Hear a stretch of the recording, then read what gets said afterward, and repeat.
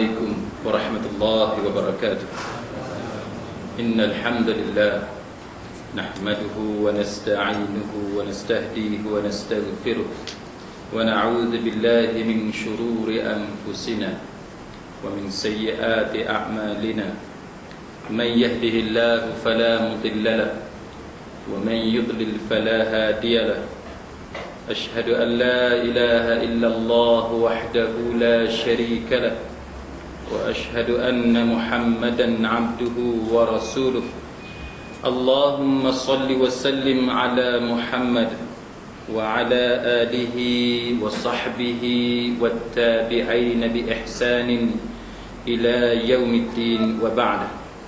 Rabbi syurah li sadri, wahai Tuhanku, lapangkanlah dadaku ini, wa yassir li amri, dan permudahkanlah urusanku, wahlul 'uqdatan min lisani, dan uraikanlah kekeluhan lidahku, yafqahu qawli, supaya mereka memahami kata-kataku ini. Saudara-saudari, sahabat-sahabiah, muslimin muslimat, mudah-mudahan dirahmati dan diberkati oleh Allah Subhanahu wa taala. Di dalam surah Al-Anbiya, surah yang ke-21 di dalam Al-Quran, ayat yang ke-37, Allah taala menyebut, a'udzubillahi minasyaitonir rajim, khuliqal insanu min ajal, sa'urikum ayati fala tasta'jilun. Sadaqallahul azim. Manusia telah dijadikan dengan tabiat tergesa-gesa. Kelak nanti akan aku perlihatkan kepada kamu semua tanda-tanda azabku. Oleh kerana itu, janganlah kamu minta kepadaku untuk mendatangkannya dengan segera. Benarlah firman Allah Ta'ala yang maha agung itu.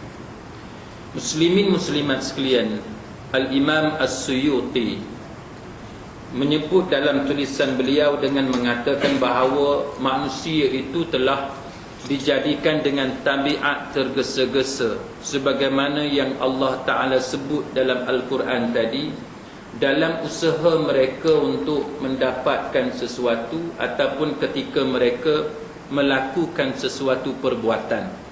Itu adalah sifat yang ada kepada manusia, berdasarkan kepada ulasan Al-Imam As-Suyuti daripada ayat yang kita baca sebentar tadi.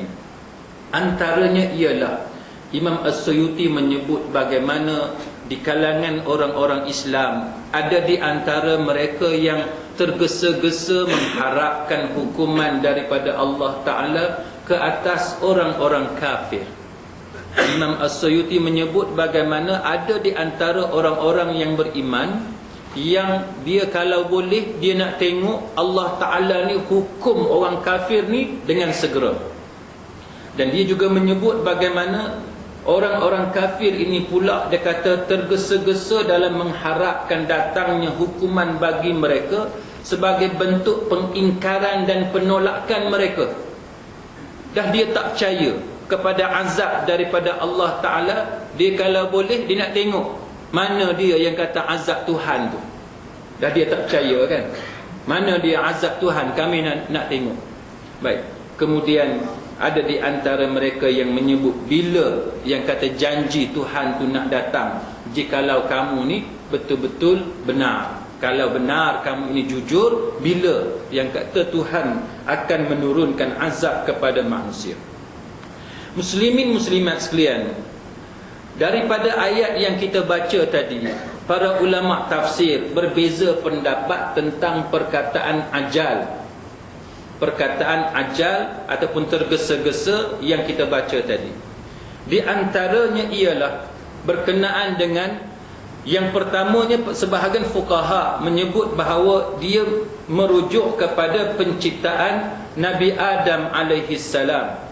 Tergesa-gesa itu merujuk kepada peristiwa penciptaan Nabi Adam AS, sebagaimana yang disebut oleh Al-Imam Al-Baihaqi dalam As-Sunan Al-Kubra beliau. Maka antara kisah yang disebut berkenaan dengan penciptaan Nabi Adam AS ialah ketika mana Nabi Adam alaihi salam dicipta oleh Allah Subhanahu wa taala, maka diriwayatkan daripada Mujahid, dia berkata bahawa Adam diciptakan dengan ketergesaan dia. Allah Subhanahu wa taala memasukkan roh ke dalam tubuh Adam alaihi salam, kemudian Allah menghidupkan matanya sebelum menghidupkan badannya yang lain. Adam pun berkata, "Ya Tuhanku, sempurnakanlah penciptaan aku sebelum terbenam matahari." Maka dalam As-Sunan Al-Kubra diriwayatkan bahawa penciptaan Nabi Adam alaihissalam itu dimohon dipercepatkan pada hari Jumaat sebelum terbenam matahari. Dan dalam riwayat-riwayat yang sahih menunjukkan bahawa Adam diciptakan pada hari Jumaat, dan dia terkeluar daripada syurga pada hari Jumaat, dan taubatnya juga diterima oleh Allah Subhanahu wa taala pada hari Jumaat. Itu seberingkas penciptaan Nabi Adam alaihi salam. Dan Nabi Adam alaihi salam dalam As-Sunan Al-Kubra menyatakan dia nak penciptaan dia itu disegerakan sebelum datangnya waktu maghrib. Yang kedua, yang dikatakan ajal itu ialah tanah. Maksud ajal itu ialah tanah, sebagaimana sebagaimana yang disebut dalam masalah bahasa. Tetapi pendapat yang mengaitkan ajal itu dengan makna tanah adalah pendapat yang dhaif, pendapat yang lemah. Yang ketiga, ajal yang kita sebut tadi, proses penciptaannya yang cepat dengan lafaz kun, yakni kun fayakun, dan pendapat ini juga lemah. Yang keempatnya, ajal yang kita sebut tadi dikaitkan dengan sikap manusia ataupun tabiat manusia yang suka tergesa-gesa, dan pendapat ini adalah pendapat yang lebih kuat di antara empat pendapat yang kita sebut sebentar tadi, sebagaimana firman Allah Ta'ala dalam surah Al-Isra, surah yang ke-17 dalam Al-Quran, ayat yang ke-11, di mana Allah Ta'ala menyebut wa kanal insanu ajula, dan manusia itu bersifat dengan tergesa-gesa. Muslimin muslimat sekalian, kemudiannya dari segi kesesuaian dengan athar yang diriwayatkan daripada As-Suddi, dan dia berkata ketika itu ditiupkan roh ke dalam tubuh Adam alaihissalam, roh tersebut masuk ke dalam kepalanya, kemudian dia bersin. Lalu malaikat berkata kepadanya, ucapkanlah wahai Adam, Alhamdulillah. Lalu Adam mengucapkan Alhamdulillah, dan Allah Ta'ala berkata kepadanya, Tuhanmu telah merahmati kamu. Kemudian rohnya masuk melalui matanya, dia pun melihat ke buah-buahan yang ada di dalam syurga. Ketika roh tersebut sampai ke kerongkongnya, dia mulai menginginkan makanan. Dia pun melompat sebelum rohnya sampai ke dua kakinya. Dia bangkit daripada pembaringan dalam keadaan tergesa-gesa menuju kepada buah-buahan yang ada di dalam syurga tersebut. Maka Allah Ta'ala menyebut khuliqal insanu min ajal, manusia itu telah dijadikan dengan tabiat yang tergesa-gesa. Baik, muslimin muslimat sekalian, dalam mukaddimah kita ini Allah Ta'ala menyebut tentang sifat ataupun tabiat yang ada kepada manusia yang tergesa-gesa. Antara sifat yang tergesa-gesa yang ada kepada manusia ialah mereka tergesa-gesa mengharapkan bencana daripada Allah Subhanahu wa Ta'ala. Sebab apa? Sebabnya ada di antara manusia yang beriman, dia nak tengok sangat orang-orang kafir ataupun musuh Allah Subhanahu wa Ta'ala dihukum oleh Allah Ta'ala lantaran permusuhan yang ada di antara manusia. Macam kita hari ni lah, muslimin muslimat sekalian, kita jangan pergi jauh. Walaupun contoh ini dia akan pergi kepada soal pertembungan antara orang Islam dengan orang yang kafir, tapi sebelum kita pergi kepada soal itu, kita tengok dulu dalam masyarakat kita hari ini. Bukankah di kalangan kita ada yang suka sangat kalau tengok musuh dia, kan? Musuh dia itu bukan orang kafir, tapi orang Islam. Cumanya dia ada masalah, kan? Dia ada masalah. Kadang-kadang masalah apa? Masalah adik-beradik. berebut satu-satu benda, ada masalah peribadi dan sebagainya. Kadang-kadang masalah dengan jiran. Jadi kalau berlaku satu-satu benda yang buruk, malapetaka kepada orang yang dia tak sukai, bukankah di kalangan masyarakat Melayu kita suka kata padan muka? Apa makna padan muka tadi? Bila kita kata padan muka hang, kan? Kita nak kata berdepan tak berani. Tapi sebab apa kita boleh keluar daripada mulut kita, sama ada dalam hati kita, kita kata padan muka dia? Sebabnya dia lahir daripada sifat kita yang memang nak tengok orang tu dimusnahkan oleh Allah Ta'ala. Kita suka sangat kalau orang tu dia ditimpa bencana. Kita suka sangat dia ditimpa kesusahan. Sebab apa? Sebab kamu buat masalah kepada aku, maka aku nak tengok berlaku sesuatu musibah kepada kamu. Itu contoh yang kerap berlaku di kalangan kita. Muslimin muslimat sekalian, itu contoh yang mudah. Kalau kita pergi lebih sikit, kita akan tengok dalam YouTube. Banyak kita tengok dalam YouTube, kadang-kadang ustaz sama ustaz duduk bergaduh. Yang dajjalnya, ni sebut dajjal lagi jadi isu pula, kan? Tak apalah, kita sebut sikit dajjal. Yang dajjalnya tuan-tuan sekalian, yang tukang buat edit tu. Dia ambil gambar, video, lepas tu dia edit. Dia edit, dia buat bagi video tu ataupun rakaman tersebut bagi nampak teruk sangat. Ini satu masalah. Edit dengan niat yang baik, yang tu tak apa. Maknanya kita nak tunjuk kesalahan satu orang, kan? Orang ni dia ada buat salah. Ceramah dia sejam setengah contohnya. Benda kesilapan yang dia buat 5 minit. Kita potong, ambil 5 minit, tunjuk ini kesilapan satu orang ustaz yang kita mesti berjaga-jaga. Yang tu betul, yang tu bagus, yang tu dapat pahala. Kenapa? Kerana kita mencegah kemungkaran, kan? Satu benda yang penceramah cakap, benda tu tak betul, maka yang tukang kamera ni, contohnya tukang kamera ni, dia ambil, dia tengok yang ni dia perlu sebarluaskan supaya masyarakat berhati-hati dengan penceramah macam ni. Maka dia edit, dia ambil yang 2 minit, 3 minit tadi, nak tunjuk supaya masyarakat berhati-hati. Itu bagus. Tapi yang tak bagusnya ialah perbuatan edit yang bertujuan melaga-lagakan. Dia bertujuan melaga-lagakan. Tujuan dia mengejek-ngejek. Itu perbuatan yang sangat dilarang dalam agama. Kita kena beza, muslimin muslimat sekalian, antara amar ma'ruf nahi munkar dengan perbuatan melaga-lagakan, dengan perbuatan jadi batu api, provokasi. Ini antara benda yang kita mesti beza, supaya benda yang kita buat tadi memang dapat pahala. Yang kita tak maunya, benda yang kita buat tadi dapat dosa.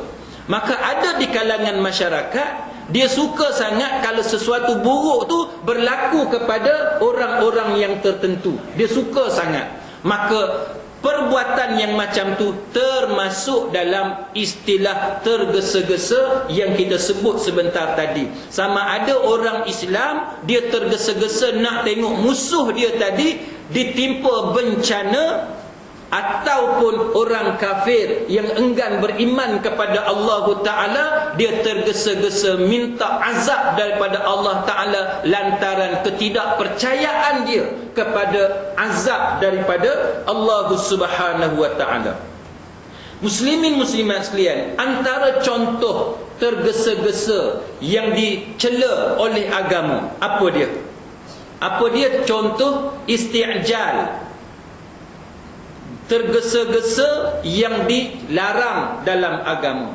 Antaranya ialah tergesa-gesa ketika berdoa dengan mengatakan bahawa Allah Ta'ala belum terima doa dia, sehingga dia tidak berdoa lagi kepada Allah Subhanahu Wa Ta'ala. Kita minta lama dah, kan, dengan Allah Ta'ala, tapi Allah Ta'ala tak bagi juga dekat kita. Maka kita berkata malas, minta pun sama, tak minta pun sama. Perbuatan macam tu kita panggil tergesa-gesa ketika kita berdoa kepada Allah Subhanahu Wa Ta'ala. Antaranya yang disebut oleh Nabi sallallahu alaihi wasallam, la yazalu yustajabu lil abdi ma lam yad'u bi ithmin aw qati'ati rahim ma lam yasta'jil. Qila ya Rasulullah masti'jal? Qala yaqulu qad da'awtu wa qad da'awtu falam yastajibu li fayastahsiru 'inda dhalika wa yada'ud du'a. Dia kata sentiasa berdoa seorang hamba dikabulkan, dimakbulkan selama dia tidak memohon sesuatu dosa. Selagi mana dia tidak minta dosa, maka selagi itulah doa dia dimakbulkan oleh Allah Ta'ala. Ataupun memutuskan silaturrahim dan dia tidak tergesa-gesa. Lalu ditanya kepada Nabi sallallahu alaihi wasallam, para sahabat tanya kepada Nabi, ya Rasulullah, mal isti'jal? Apa dia yang dikatakan isti'jal itu? Maka Nabi jawab, iaitu orang yang berdoa dengan mengatakan bahawa saya telah berdoa dan saya benar-benar telah berdoa, tetapi Allah Azza wa Jalla tidak mengabulkan doaku. Kemudian dia berhenti berdoa dan meninggalkan doa dia tersebut. Maka perbuatan itu ialah perbuatan yang disebut sebagai al-isti'jal, yakni tergesa-gesa dalam berdoa. Pernah tak benda ni berlaku kat kita?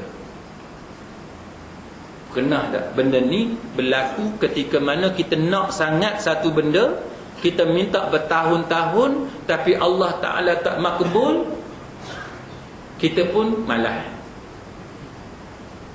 Kita bagi satu contoh, tuan-tuan. Contoh biasa dalam masyarakat kita. Kita nak sangat anak. Anak yang ada ni semua anak lelaki, semua hero belaka, kan? Kita kalau boleh nak juga anak perempuan. Tiba-tiba tengok-tengok dah kahwin, dah sampai 10 tahun, anak lelaki 4 orang. Beranak sekali lagi nombor 5, lelaki juga. Berlaku dekat kawan saya, tuan-tuan, anak nombor 5 lelaki juga. Yang kawan-kawan yang tak berapa faham ni pakat duk gelak kat dia, pakat duk ketawa je lah, kan? Bukan niat nak perli ke, niat nak apa ni, menyakitkan hati dia. Dah kawan-kawan duk ketawa. Yang kawan-kawan ni tak tahu dia ni betapa sensitifnya bila doktor scan, masa mula-mula scan tu, tengok anak lelaki dia menangis, tuan-tuan. Si isteri ni menangis sebab kecewa sangat, sedih sangat kerana Allah Ta'ala takdirkan anak dia nombor 5 tu lelaki juga. Dia nak sangat anak perempuan. Kita bagi contoh mudah dalam masyarakat. Kalau benda ni berlaku pada kita, ini satu contoh bagi mewakili banyak-banyak contoh yang ada dalam masyarakat. Tuan-tuan sekalian, berapa ramai di kalangan kita yang mana duk berdoa kepada Allah Ta'ala, dia nak sangat anak perempuan, dah 10 tahun minta doa kepada Allah, tapi Allah Ta'ala tak bagi. Sekarang dia dah tak minta dah dengan Allah Ta'ala. Tanya diri masing-masing, ada tak perangai itu? Tak kira lah bab meniaga ke, kita dah lama dah duk meniaga kecil-kecil ni, nak juga meniaga macam orang lain, besar-besaran. Ataupun kita nak sangat jadi macam orang lain, terkenal umpamanya, kaya macam orang lain, berpengaruh macam orang lain, ramai pengikut macam orang lain, ramai kawan macam orang lain. Setiap orang dia ada doa dia sendiri. Ada orang tak kahwin-kahwin sampai sekarang, minta doa dengan Allah Ta'ala supaya ditakdirkan, supaya Allah Ta'ala bagi kepada dia suami ataupun isteri yang sesuai untuk dia. Sampai sekarang tak dapat. Soalnya, tuan-tuan sekalian, berapa ramai di kalangan kita ni yang sekarang ni dia dah tak doa dah. Dah berapa lama dah minta doa supaya tukar kerajaan, tak tukar-tukar juga, kan? Tak tukar-tukar. Lah kali dia fed up, dia tinggal doa tu, tinggal doa. Berapa lama dah dia doa supaya harga barang jangan naik, duk naik je. Dia kata, daripada aku duk minta doa, duk naik je, dan mustahil pun barang ni turun harga dia, malah doa. Itu soalan yang kita nak kena tanya diri masing-masing, tuan-tuan. Berapa ramai di kalangan kita yang tinggal doa tu kerana dia rasa kalau dia doa pun benda tu dia akan berlaku dalam keadaan yang sama. Maka kalau ada di kalangan kita yang satu masa dulu dia berdoa kepada Allah Ta'ala dengan penuh pengharapan supaya Allah Ta'ala bagi kepada dia benda yang dia nak sangat, tiba-tiba dia rasa letih dah berdoa kepada Allah, Allah Ta'ala tak bagi kepada dia selepas beberapa tahun. Sekarang bila kita tanya dia, maka dia jawab, aku dah tak minta dah. Maka tuan-tuan sekalian, kalau ada benda tu berlaku pada kita, itu nama dia al-isti'jal. Nama dia isti'jal dalam berdoa.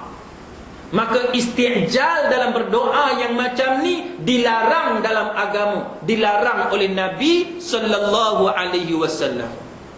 Sebab apa tuan-tuan? Sebab dalam dunia hari ini tuan-tuan sekalian, daripada dunia zaman dulu pun, alam ni tidak ada benda yang mustahil bagi Allah Subhanahu wa ta'ala. Tak ada benda yang mustahil. Tuan-tuan nak cakap tentang apa? Tuan-tuan nak cakap tentang politik, tuan-tuan nak cakap tentang ekonomi, tuan-tuan nak cakap tentang artis. Tidak ada benda yang mustahil. Artis hak dulunya dia ambil gambar untuk majalah Playboy. Tuan-tuan tahu Playboy? Orang sini tak pernah baca kot Playboy kan. Untuk majalah Playboy, majalah porno tu sekarang ni dah pakai tudung dah kan. Walaupun dia belum masuk Islam, Ustaz Jalani tahu, tapi tuan-tuan tak tahu kot. Dia boleh pakai tudung walaupun dia belum masuk Islam. Ada orang kata sebab dia nak populariti dan sebagainya. Itu terpulanglah, nahnu qaumun nahkumu bizawahir wallahu yatawalla bisarair. Kita hukum orang hak zahir je.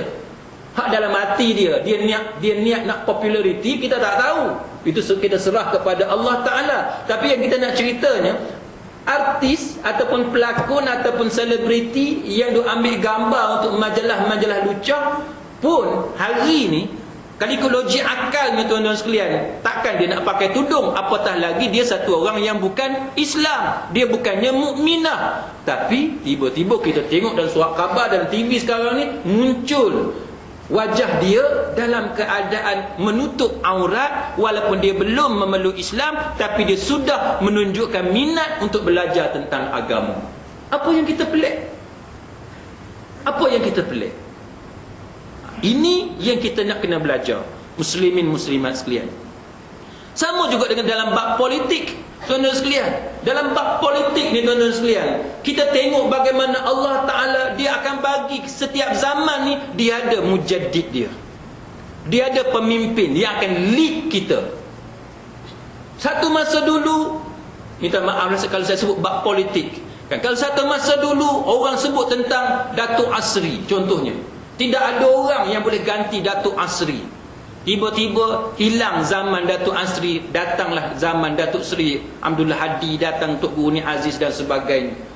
Sekarang ni orang cakap kalau Tok Guru Ni Aziz meninggal dunia, siapa pula nak ganti? Tuan-tuan sekalian, Allah Ta'ala dalam tangan dia, dalam kuasa dia, dia ada semua hikmah.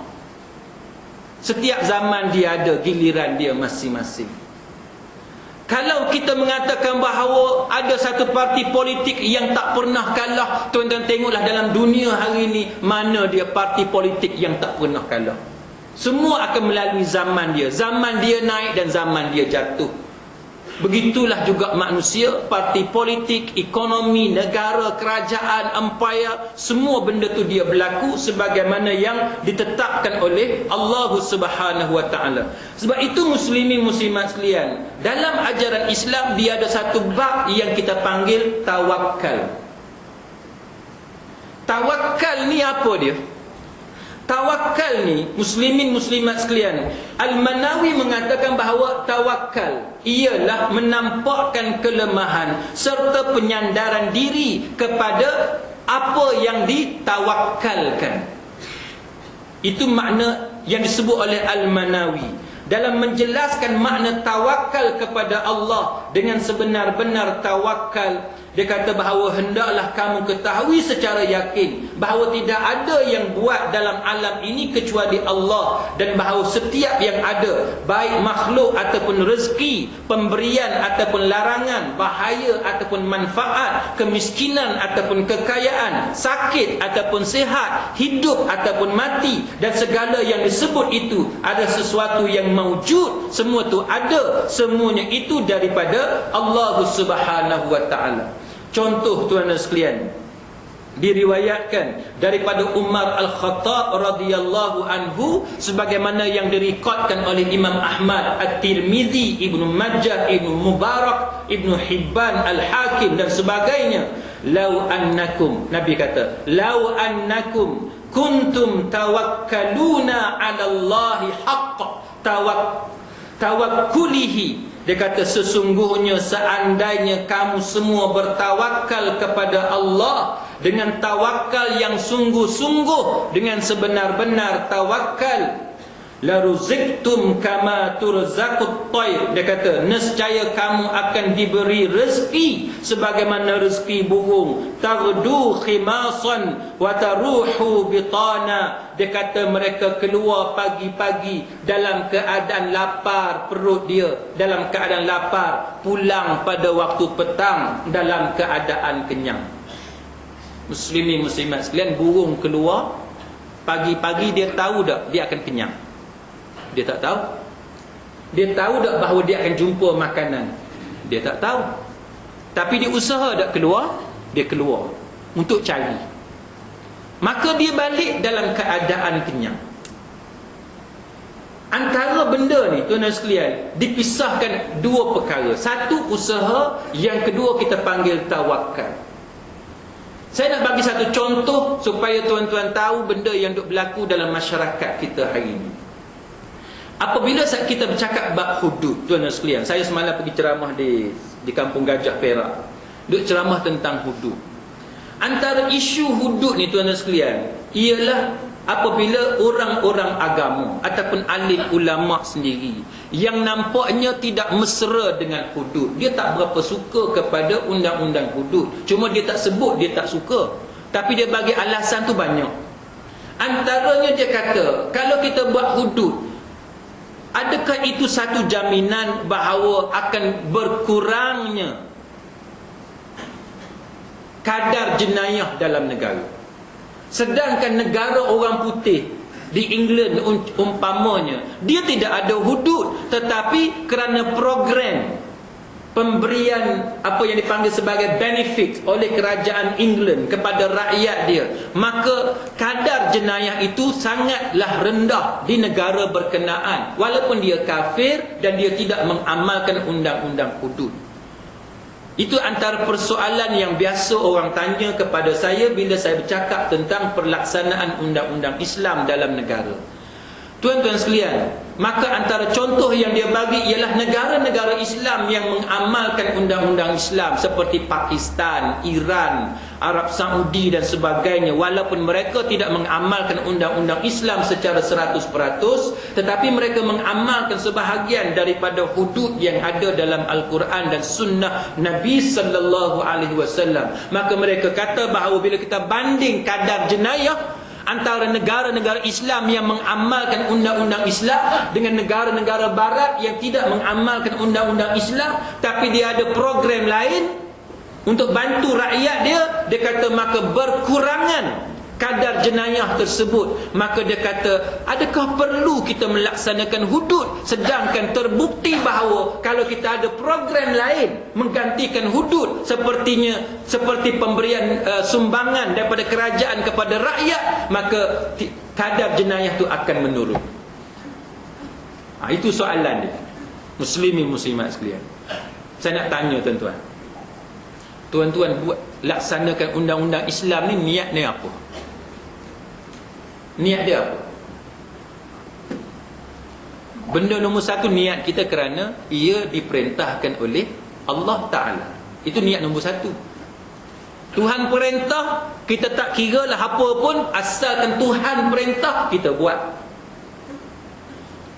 Macam saya ceramah dekat Labuan, dekat mahasiswa di Universiti Labuan.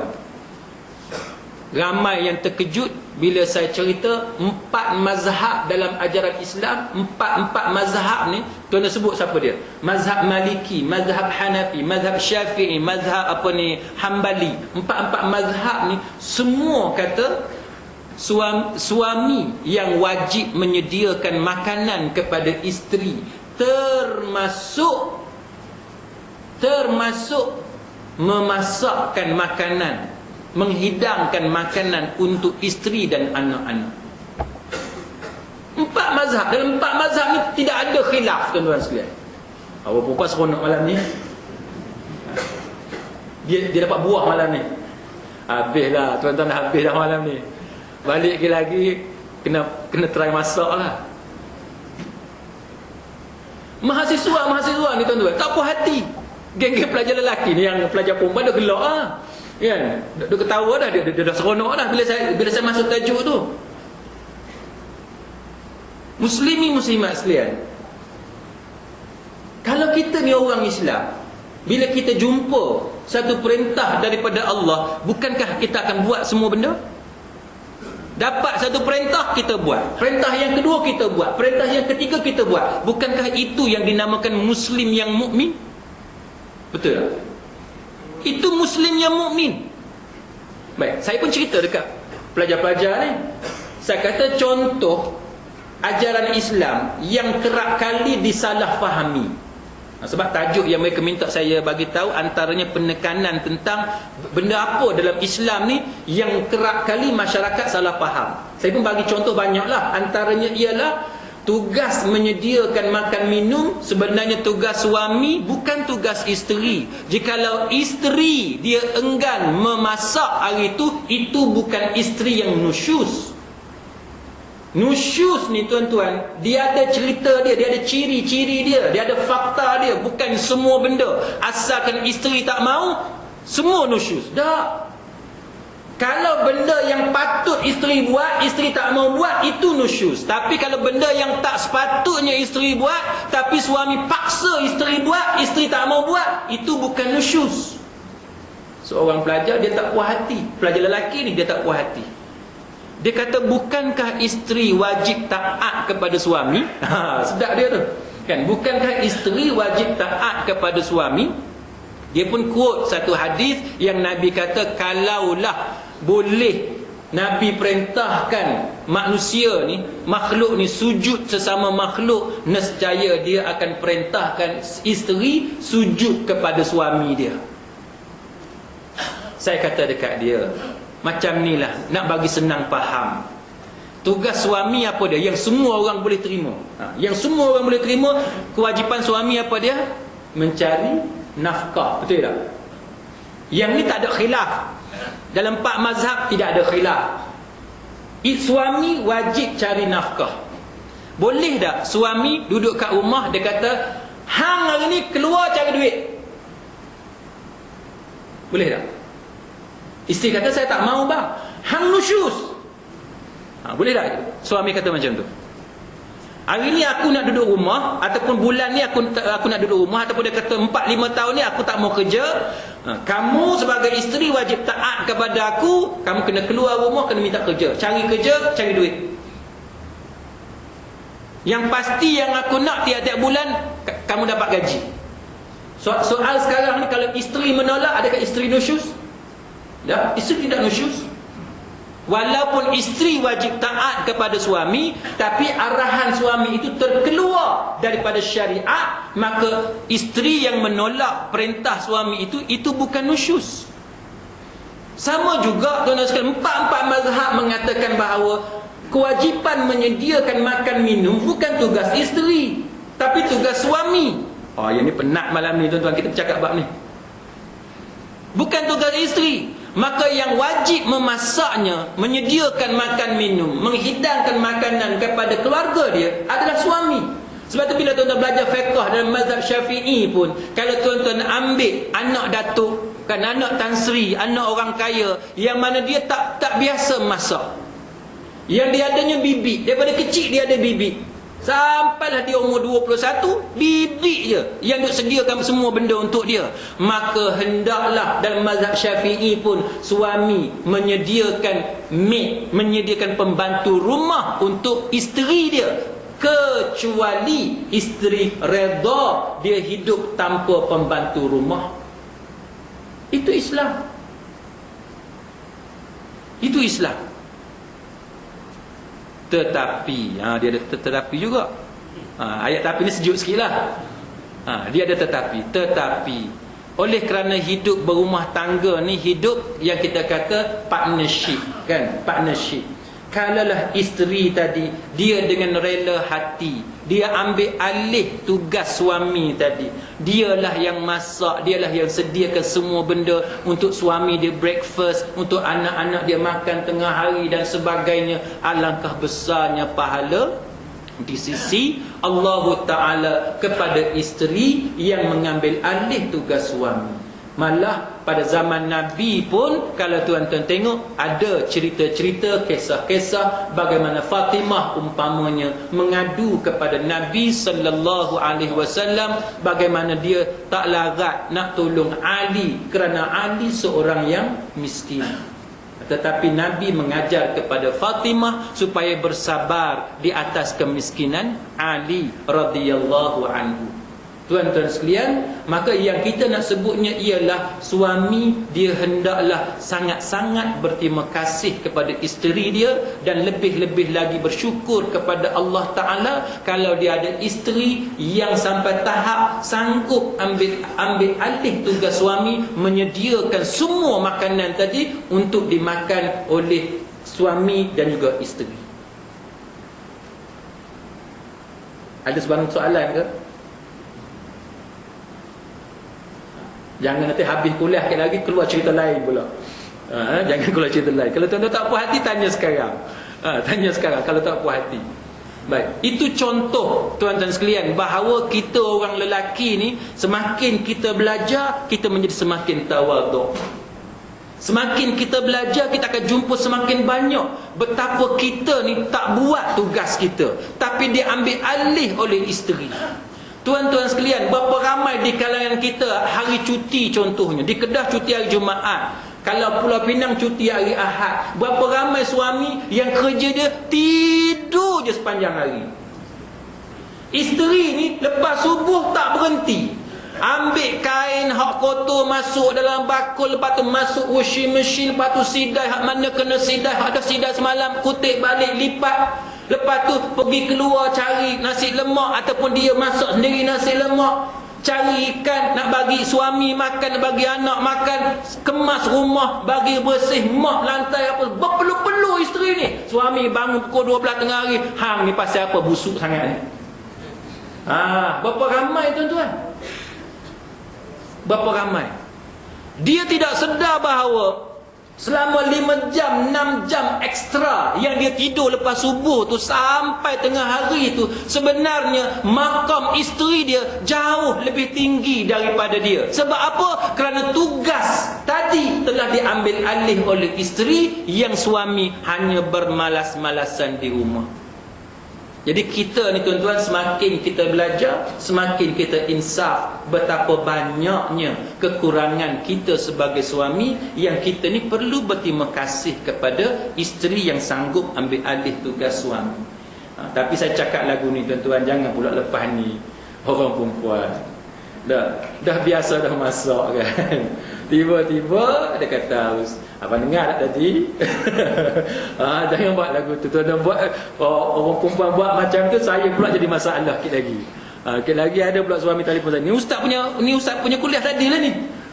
Saya pula yang kena kan. Bukan apa tujuan saya sebut tuan-tuan, sekadar nak buka mata bahawa kita sebagai hamba Allah ni sebenarnya kita banyak kekurangan, kita banyak kesilapan. Bila kita sebut benda-benda ni, mudah-mudahan kita tahu betapa kita ni banyak kesilapan dan kita kena berterima kasih kepada orang-orang yang banyak bertolak ansur. Benda yang patut kita buat tapi dia yang buat.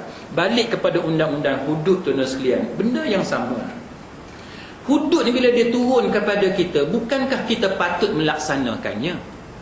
Tapi ada di kalangan kita yang paling menyedihkan ialah orang yang bertaraf ulama, yang cerdik pandai bab agama. Dia buat perbandingan, dia kata tengok negara-negara Eropah, walaupun dia tak buat hudud, dia kata hudud bukan keutamaan, dia kata hudud bukan keutamaan. Tengok negara Eropah, walaupun tak buat hudud, tetapi mereka, kadar jenayah mereka adalah rendah. Muslimin muslimat sekalian, saya nak bagi satu contoh kepada tuan-tuan. Wasta'inu bis-sabri was-salah. Apa dia? Minta tolonglah kamu dengan cara apa dia? Bis-sabri satu, was-salah nombor dua. Bis-sabri apa dia? Sabar. Sabar ni apa dia? Yang kata sabar, apa dia sabar? Sabar ni, adakah maksud sabar bila orang lempang kita, kita biar? Adakah itu maksud sabar? Pam kalau lempang, sabar, sabar. Lempang kali kedua pula, sabar, sabar. Nak buat macam mana? Ada Quran kata sabar, sabar. Adakah itu makna sabar?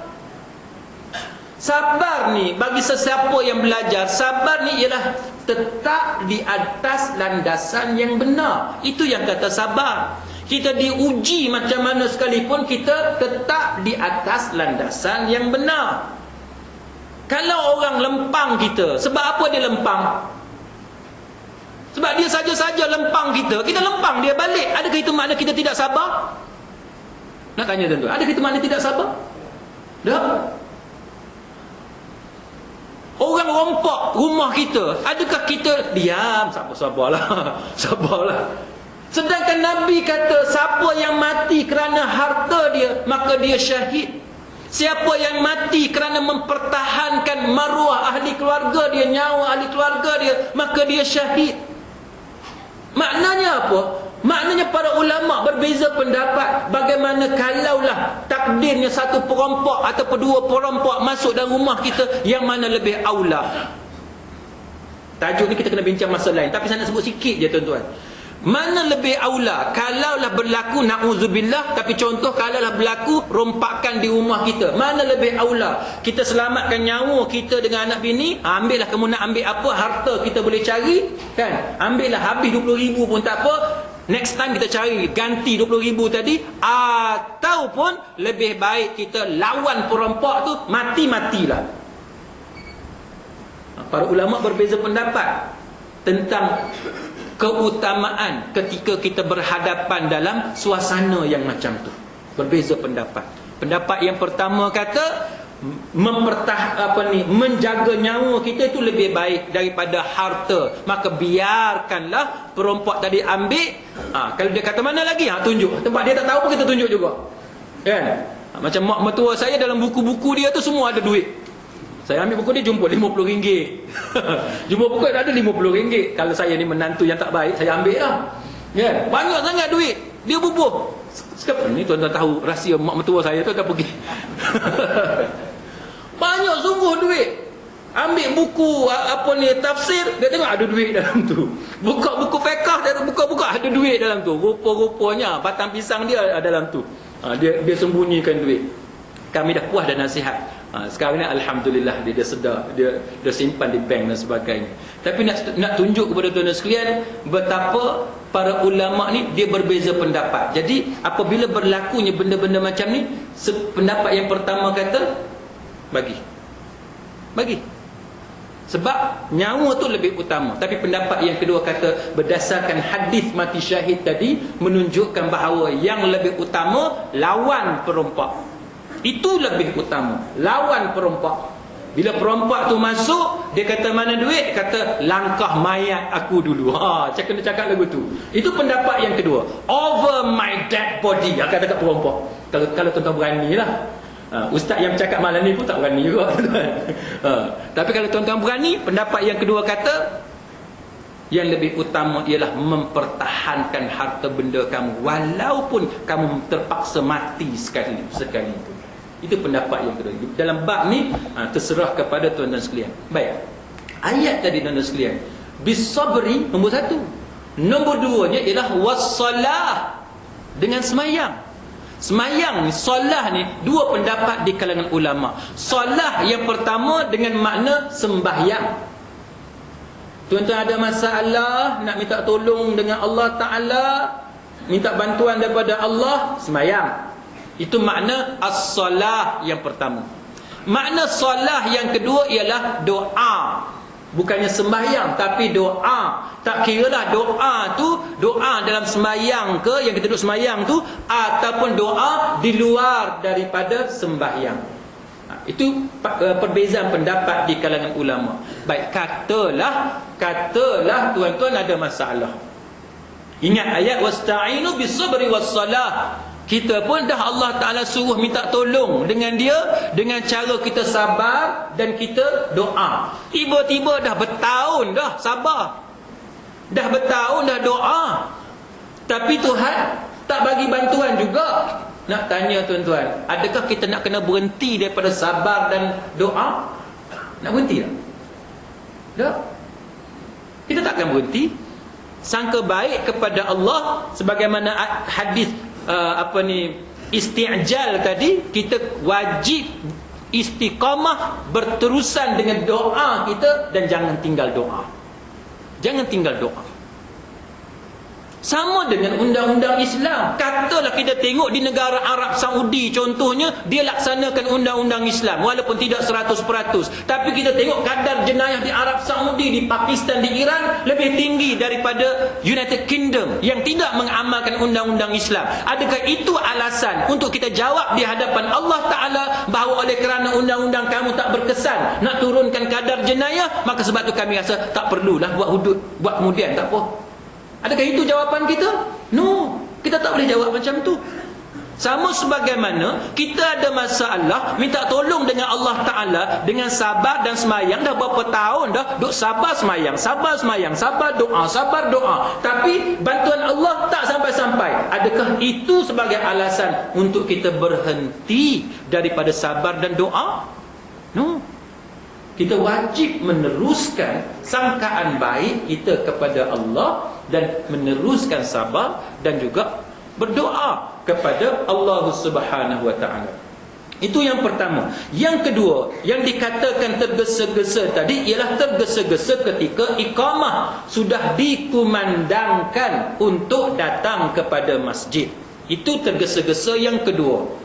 Macam mana? Idza suwiba lis-salati fala ta'tuha wa antum tas'auna wa'tuha wa alaikumus sakinah fama adraktum fasallu wa ma fatakum fa'atimmu fa inna ahadakum idza kana ya'midu ila salati fahuwa fi salatin. Dia kata jika telah dikumandangkan, ni hadis Nabi, jika telah dikumandangkan iqamat solat, janganlah kamu mendatanginya dengan berlari, tapi datanglah dengan tenang, dengan sakinah. Apa-apa yang kamu dapat, maka solatlah berdasarkan apa yang kamu dapat. Lepas tu ganti balik apa-apa yang kamu tertinggal. Apabila ada gerakan yang terlewat, maka sempurnakanlah pergerakan solat yang kamu tertinggal. Sesungguhnya seseorang daripada kamu, jika dia bermaksud untuk solat, maka sesungguhnya dia dalam keadaan solat. Muslimin muslimat sekalian, kita nak tahu orang tu dia belajar tak belajar, kita tengok masa dia datang masjid dalam keadaan masbuk, dalam keadaan lambat. Dia tergesa-gesa ke tidak? Kalau dia tenang, kita tahu ini orang mengaji. Ini orang mengaji, dia relax, dia berjalan kan. Tapi ada juga kemungkinan ni jenis tak kerti bahasa pun ada juga kan. Jenis relax je kerja dia, dia tak ada masalah pun. Dia ada dua kemungkinan lah. Tapi kalau orang tu sakinah, dalam keadaan tenang, biasanya dia seorang yang belajar. Dia faham tentang agama. Dia keluar daripada kereta tidak tergesa-gesa. Dia tutup, dia kunci elok kereta dia. Dia berjalan pun tidak tergesa-gesa. Dia ambil air semayang pun tidak tergesa-gesa. Masuk dalam masjid pun dia tidak tergesa-gesa. Tapi kalau tuan-tuan tengok orang yang sampai tinggal anak dalam kereta, sampai berlari, naik panjat 2-3 anak tangga sekaligus sebab nak kejar rakaat, itu tandanya orang yang belum berjumpa dengan hadis ini. Dia belum belajar hadis tentang sakinah ketika mana iqamat telah dikumandangkan. nak pesan, walaupun dah pesan banyak kali dah tuan-tuan sekalian, sakinah ni penting. Sebab apa? Kita tengoklah dalam masyarakat kita berapa banyak dah kes yang duk berlaku, yang ibu ataupun bapa yang tertinggal anak dalam kereta, kan? Benda tu sekali dua ke berlaku di Malaysia? Dah banyak kali dah duk berlaku juga.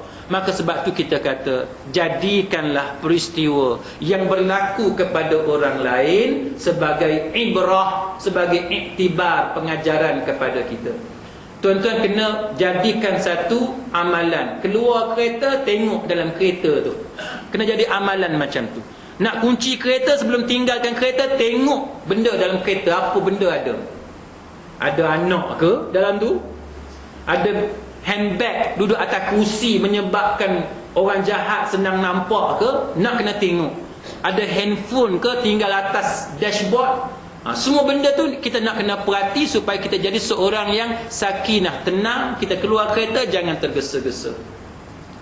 Sampai ada yang tinggal anak dia panas, kepanasan, mati lemas dalam kereta. Ini satu benda yang sepatutnya boleh dielakkan. Yang sepatutnya boleh dielakkan. Sama juga orang yang undur kereta yang gelek anak dia. Na'udzubillah. Ni pun banyak kali dah kita sebut, tuan-tuan sekalian, jadikan amalan tenang, jangan tergesa-gesa. Kita lambat pergi kerja, ya kita lambat pergi kerja, tapi kalau berlaku benda macam tu, menyesal tak habis-habis.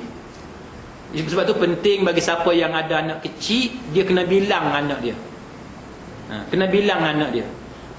Anak ada berapa orang? 3 orang. Bilang, nombor 1 duduk kat mana, nombor 2 ada kat mana, nombor 3 ada kat mana. Kita tahu pasti dah anak 3 orang kat mana, baru kita gerakkan kereta. Yang duk berlaku tuan-tuan sekalian, termasuk kawan saya, dan saya pun nak cerita dekat tuan-tuan. Kawan saya, isteri dia tergesa-gesa pukul 7 lebih pagi, nak pergi sekolah, tergesa-gesa, undur kereta, dia gelek anak dia. Tu kawan saya. Dia cerita macam mana isteri dia, dia kata tak macam orang setahun lebih. Tak macam orang. Saya pun tak mau tanya lebih lanjut apa maksud tak macam orang. Nak cerita macam mana jiwa tu isteri yang mengaji tu. Isteri mengaji tu tiap-tiap malam dengan suami duduk mengaji usrah dan sebagainya, tapi bila dia sendiri yang gelek anak dia, dia tak macam orang. Tuan-tuan. Sama juga tuan-tuan duduk tengok dalam surat khabar macam mana ada orang mati di apa ni, kita kata mati di air terjun dan sebagainya. Ambil pengajaran tuan-tuan sekalian.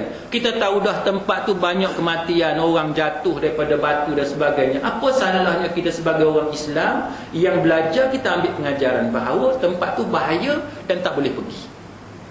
Mandi laut umpamanya, masa musim ombak besar, ataupun pantai yang dah banyak makan korban, kita ambil pengajaran. Itu benda nak seronok. Buat apa kita buat benda nak seronok, tiba-tiba berakhir dengan kesedihan. Tuan-tuan boleh tanya isteri saya, betapa saya adalah antara orang yang sangat jarang pergi mandi ombak. Saya seorang yang tak pernah dalam hidup mandi di air terjun, kecuali air terjun kecil sangat yang kita pasti selamat. Itu contoh yang saya boleh sebut kepada tuan-tuan. Kecuali benda yang kita tak boleh nak elak, yang payah nak elak, yang tu kita terpaksa lah. Contohnya naik motor. Masa kita baru-baru kerja, belum ada isteri kan, baru dapat gaji, masa tu nak beli kereta tak mampu, yang tu terpaksa naik motor, yang tu terpaksa lah. Tapi saja-saja nak naik motor, tuan-tuan sekalian, lalu jalan sibuk, dah. Ni kira-kira saya cakap gitu kan. Tuan-tuan buat keluar cerita lain pula ni. Tak salah naik motor, jangan salah faham, tak salah naik motor, tapi nak ceritanya ialah usaha. Kan kita tahu banyak berlaku satu-satu benda, maka kita cuba hindarkan daripada perkara yang tersebut. Nombor 3 tuan-tuan sekalian, tergesa-gesa menghabiskan makanan. Istijal dalam keadaan untuk menghabiskan makanan.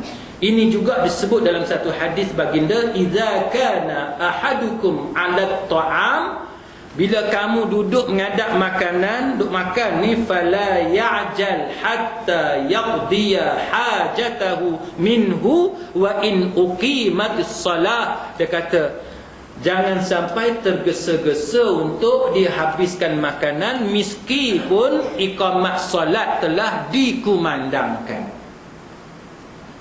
Ini pun kita dah belajar, tapi saya nak ulas sikit. Muslimin muslimat sekalian, antara makan dengan solat yang mana yang utama? Ada orang kata hadis ni menjadi dalil makanan itu utama, lebih utama daripada solat. Sebab itu kita kena makan dulu, bagi selesai makan baru kita solat. Pendapat tu tidak benar. Bukan makan tu utama, tapi solat tu utama. Sebab itu kena makan dulu baru solat. Macam mana ni? Bila kita belajar tentang fiqh ibadat, kita akan jumpa tajuk ni. Saya cerita lebih kurang. Nak ceritanya ialah kalau makanan telah dihidangkan, kita dah nampak makanan itu dah dihidangkan, maka sangat digalakkan berdasarkan hadis ni, jamah makanan tu dulu, perhabis bagi dengan cara sempurna, jangan tergesa-gesa, bagi kenyang, bagi siap, baru kita solat. Kenapa? Sebabnya sembahyang itu diutamakan. Macam mana sembahyang diutamakan? Dengan cara menghabiskan makanan dulu, iaitu supaya solat kita tidak terganggu khusyuk dia. Supaya tidak terganggu khusyuk dia. Tuan-tuan akan kata, ustaz saya tak ada masalah, ustaz saya khusyuk. Kalau hang khusyuk, fatal. Kan? Bagi sesiapa, kalau letak makanan depan dia, langsung tak terusik khusyuk dia. Dia memang khusyuk sembahyang. Sama, khusyuk memang sama. Orang macam ni disayugiakan bagi dia sembahyang dulu. Sebab dia lain daripada orang lain. Dia lain daripada orang lain. Ni kita bercakap orang yang biasa. Maka bagi orang yang biasa, bila dia tengok makanan, lagi dia angkat takbir Allahu Akbar, menyebabkan hati dia duduk dekat makanan tu, maka tidak disayugiakan bagi dia sembahyang ketika itu, dia kena makan dulu. Maka orang yang mendahulukan makanan yang telah dihidangkan berbanding dengan solat yang telah diazankan dan diiqamatkan, maka orang itu seorang yang faham tentang agama. Bukan kerana dia jahil, bukan kerana dia tak pentingkan agama, tapi itu menunjukkan bahawa dia mengikut sunnah daripada Nabi sallallahu alaihi wasallam. Sebab tu kita kata agama ni agama fitrah. Kan? Agama ni agama fitrah. Dia sesuai dengan sifat semula jadi manusia yang membutuhi makanan, yang perlu kepada, yang berhajat kepada makanan. Sama juga kalau kita terasa nak kencing, nak buang air besar dan sebagainya, maka hendaklah didahulukan hajat-hajat yang macam tu. Yang keempat, tergesa-gesa ketika berbicara, tergesa-gesa ketika mengajar, tergesa-gesa ketika berceramah bagi kuliah pun tak boleh juga. Ustaz-ustaz yang tergesa-gesa mengajar tak boleh. Kita cakap cepat-cepat pun tak boleh. Muslimin muslimat, saya baca terjemahan sebab hadis ni panjang. Daripada Urwah bahawasanya Abu Hurairah radhiyallahu anhu duduk di dekat dengan bilik Aisyah radhiyallahu anhuma. Baik. Sebab apa bila kita sebut Aisyah radhiyallahu anhuma?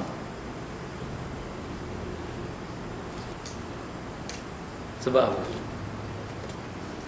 Sebab apa sebab apa kadang-kadang ada orang sebut Aisyah radhiyallahu anha, tapi ada ketikanya kita dengar orang sebut Aisyah radhiyallahu anhuma. Dua orang pula. Siapa dia seorang lagi? Biasa kita sebut Aisyah radhiyallahu anha kan, dia seorang. Tapi ada juga kita dengar penceramah dia sebut radhiyallahu anhuma. Sebab apa? Huma. Sebab apa dua orang?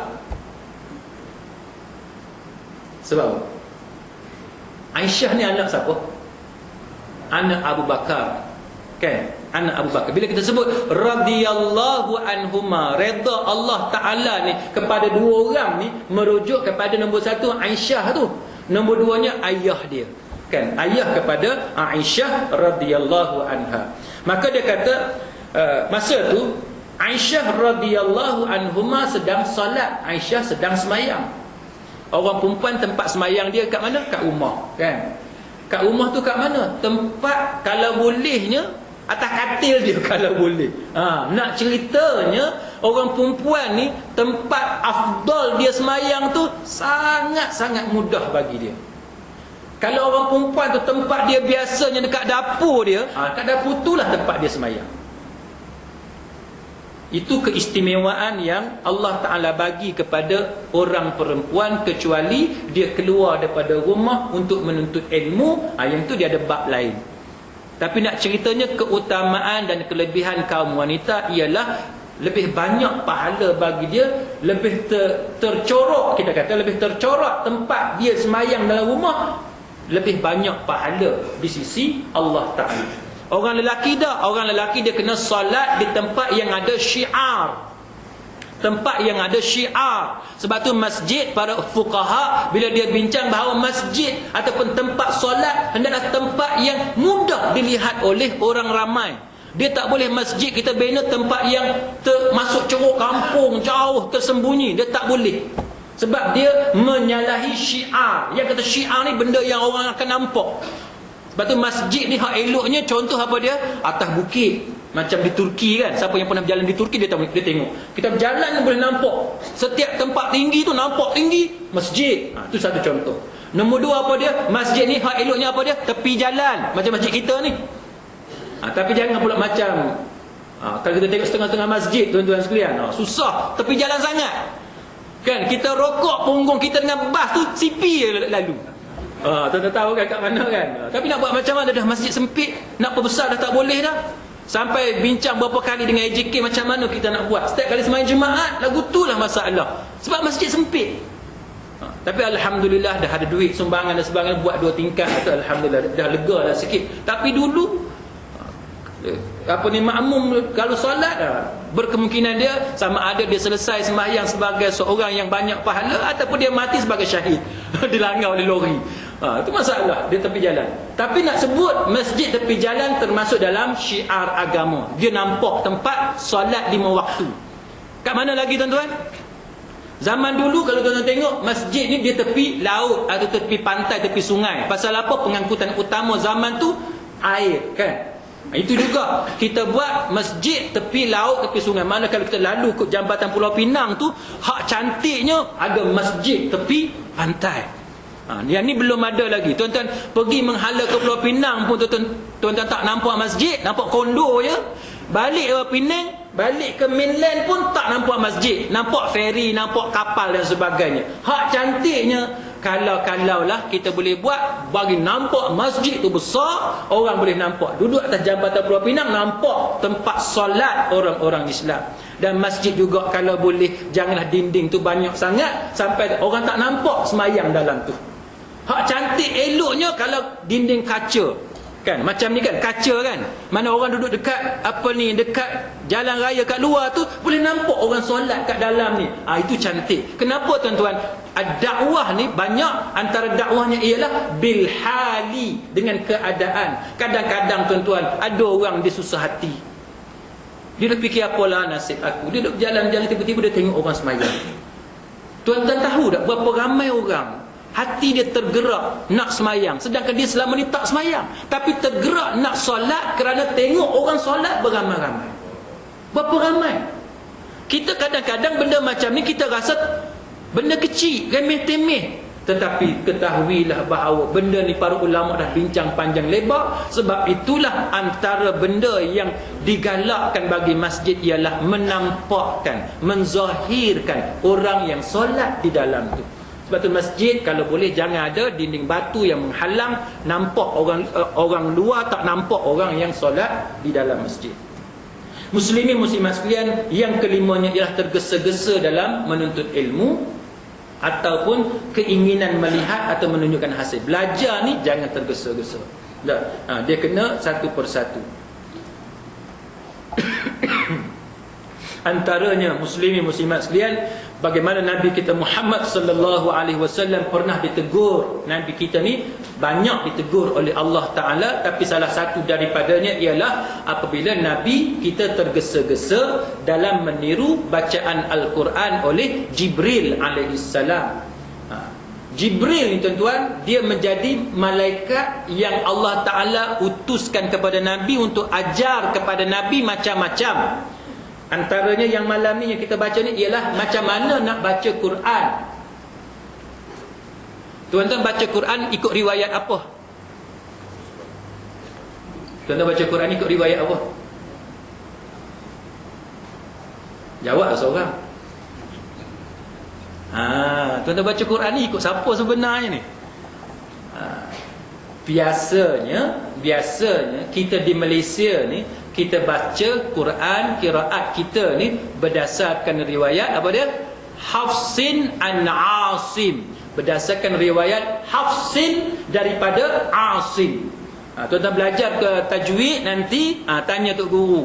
Tanya guru Quran kita. Kita belajar ke cara baca kita ni, qiraat kita ni yang kita duk baca sekarang ni. Maliki yaumiddin. Ma panjang tu kenapa tak baca pendek? Maliki yaumiddin. Kenapa baca ihdinas sirat? Sa tu tebal. Kenapa tak baca ihdinas sirat dengan sin dan sebagainya? Itu contoh cara bacaan. Kenapa kita baca macam tu? Sebabnya kita di Malaysia majoriti membaca dengan Hafsin an Asim. Jadi saya belajar macam tu dan tuan-tuan pun sepatutnya belajar macam tu. Tapi kalau guru Quran dia tak boleh sebut bahawa dia mengajar ni berdasarkan riwayat Hafsin an Asim, menunjukkan bahawa guru Quran tuan-tuan tu ada masalah. Itu menunjukkan dia ada masalah. Dia patut tahu cara bacaan yang dia ajar tuan-tuan itu adalah berdasarkan riwayat Hafsin an Asim. Baik. Jibril dia ajar Nabi macam-macam. Antaranya apa yang Jibril ajar kepada Nabi? Antaranya ialah sembahyang awal waktu dengan sembahyang lewat waktu. Awal macam mana, lewat macam mana. Yang ni pun jadi ikhtilaf di kalangan fuqaha. Antaranya ialah tentang sembahyang isyak. Sembahyang isyak kita dalam mazhab Syafi'i, isyak habis bila dalam mazhab Syafi'i? Subuh. Betul kan? Ni pasal apa orang perempuan apa ni macam tak tahu je. Isyak habis bila? Subuh, betul tak? Masuk je subuh, katalah subuh masuk pukul 6.05. 6.05 minit tu habislah isyak. Mana kalau tuan-tuan nak sembahyang isyak pukul 6 boleh tak? Misalnya isyak pukul 6 pagi. Boleh, tak jadi masalah. Kan? Pukul 6 pagi. Tapi orang nak tengok pelik kan? Bukan masalah isyak pukul 6 pagi. Dalam mazhab Syafi'i boleh. Mazhab Syafi'i sah sembahyang isyak pukul 6 pagi. Sebab subuh masuk 6.05 minit. Tapi dalam pandangan jumhur, mengatakan jumhur, majoriti ulama kata tidak sah sembahyang isyak ketika selepas daripada tengah malam. Lepas tengah malam tak sah sembahyang isyak kerana isyak habis tengah malam. Berdasarkan hadis Jibril yang mengajar kepada Nabi. Jibril datang mula-mula round yang pertama dia datang awal waktu. Subuh awal waktu, Zuhur, Asar, Maghrib, Isyak dia datang awal waktu. Ini waktu-waktu sembahyang paling awal yang boleh kita sembahyang. Round yang kedua Jibril datang waktu paling lambat pula. Dekat-dekat nak habis subuh, dekat-dekat matahari nak terbit, Jibril datang sembahyang dengan Nabi. Ajar kat Nabi, ni dia waktu subuh nak habis. Zuhur pula Jibril datang lagi dekat-dekat dengan Asar, bayang-bayang nak panjang sikit daripada objek dia, maka Jibril pun datang bagi tahu ni dia waktu Zuhur nak habis. Asar pun gitu juga dekat dengan Maghrib. Jibril datang. Isyak tuan-tuan, masa waktu isyak dalam hadis Bukhari menunjukkan bahawa bila waktu isyak Jibril dia tak datang dekat dengan subuh. Dia tak datang dekat dengan subuh, tapi Jibril datang tengah malam. Sebab itu pendapat jumhur ulama berbeza dengan pendapat kita mazhab Syafi'i. Mazhab Syafi'i boleh sembahyang pukul 6 pagi, tapi jumhur mazhab yang lain mengatakan tak boleh kerana isyak habis tengah malam.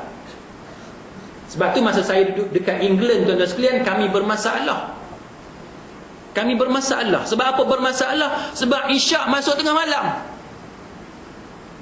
Isyak masuk tengah malam. Subuh masuk pukul 1 lebih, 1 pagi. Susah tak? Oh, susah tuan-tuan. Saya puasa tuan-tuan, boleh makan 4 jam je. Maghrib masuk dekat pukul 10 malam. 10 malam maghrib. Subuh pukul 2 pagi. Lepas tu nak makan bila? 4 jam tu lah nak sembahyang maghrib. 4 jam tu lah nak sembahyang isyak. 4 jam tu lah tuan-tuan nak makan, nak buka puasa. 4 jam juga tuan-tuan nak bersahur. 4 jam tu semua. Oh, seksa. Kalau nak tahu, try sekali. Tunggu Ramadan bulan masa sama. Tunggu masa sama tuan-tuan tahulah. Jadi sebab tu pelajar kita yang sembahyang waktu sama dia susah. Siapa yang berpegang kepada isyak habis tengah malam, dia problem. Dia akan jadi problem. Sebab di sana dia lain sikit. Tapi di Malaysia ni senang. Tuan tahu tengok jam pukul 12, jangan sembahyang isyak lebih daripada pukul 12. Dan kita nak jaga agama, al-khuruj minal khilaf mustahab. Kita mengelak daripada benda khilaf, itu lebih baik. Kan? Walaupun kita mazhab Syafi'i boleh sembahyang pukul 3 pagi, tapi sebab kita tengok ulama berbeza pendapat, lebih baik kita jaga. Kan? Kita jaga. Jadi kita sembahyang sebelum tengah malam. Yang keenam, tergesa-gesa dalam memberikan fatwa atau menjawab pertanyaan. Ini pun satu. Tuan-tuan sekalian, Imam Malik rahimahullahu ta'ala berkata, tergesa-gesa dalam memberi fatwa adalah satu kebodohan dan ada satu perbuatan yang tercela. Siapa kata ni? Imam Malik yang kata. Ini disebut dalam Syarhus Sunnah lil Baghawi. Dia kata, Imam Malik kata, siapa yang tergesa-gesa bagi fatwa, dia tu bodoh dan tercela. Kita tengok kadang-kadang setengah orang dia cepat sangat nak bagi fatwa. Jadi kita ni tuan-tuan, dalam bab bagi fatwa ni kita janganlah cepat sangat. Kita kalau boleh, kalau benda yang kita tak tahu, jawab tak tahu, ambil masa untuk kita cek. Kita janganlah sebab nak jaga air muka kita, nak jaga maruah kita, benda yang kita tak tahu pun kita nak jawab. Ini ada dilakukan oleh sebahagian daripada tenaga pengajar, dan perbuatan macam ni perbuatan yang termasuk dalam al-isti'jal yang dilarang oleh agama.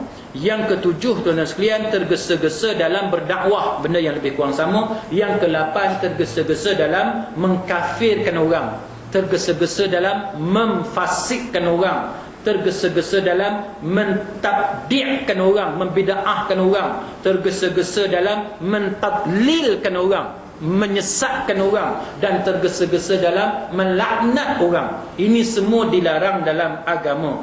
Maka Nabi sebut bahawa ayyuma rajuli qala li akhihi ya kafir faqad ba'a biha ahaduhuma. Kalau mana-mana ada orang lelaki dia kata kepada saudara seagamanya wahai kafir, maka perkataan itu akan kembali kepada salah satu daripada keduanya.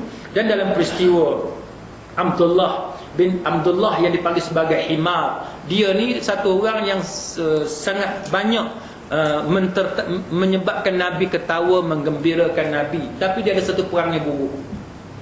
Perangai buruk dia apa? Dia suka minum alkohol, minuman keras. Maka dia dibawa kepada Nabi dan dia disebat 40 kali rotan kerana minum khamar. Maka Nabi ni, tuan-tuan sekalian, dia tengok sahabat-sahabat melaknat Abdullah ni ataupun Himar. Panggilan nickname dia tu Himar. Maka Nabi kata, janganlah kamu melaknatnya. Wallahi, demi Allah aku tahu bahawa dianya sebenarnya menyintai Allah dan Rasul. Jadi tuan-tuan sekalian, kita ni kadang-kadang kita tengok ada orang tu dia baik. Orang tu orang baik, tapi adalah satu dua perangai dia yang tidak bagus. Ada satu dua perangai dia yang tidak bagus. Maka kita ni, muslimin muslimat sekalian, kita kena terima hakikat bahawa kita ni manusia. Kita ada kelemahan, kita ada cacat celah. Maka cacat celah kita tadi, walaupun ada satu dua, tapi tuan-tuan sekalian, kita kena ingat bahawa yang sepatut kita tengok ialah keseluruhan dia tu macam mana. Keseluruhan dia macam mana. Satu dua benda dia yang tak elok, janganlah kita perbesar-besarkan sangat. Kerana kita manusia, kita ada kelemahan. Jadi Abdullah tadi tuan-tuan, dalam hadis Bukhari, dia cerita kisah ini. Walaupun dia tu suka minum arak, suka minum khamar, alkohol, mana jenis orang mabuk.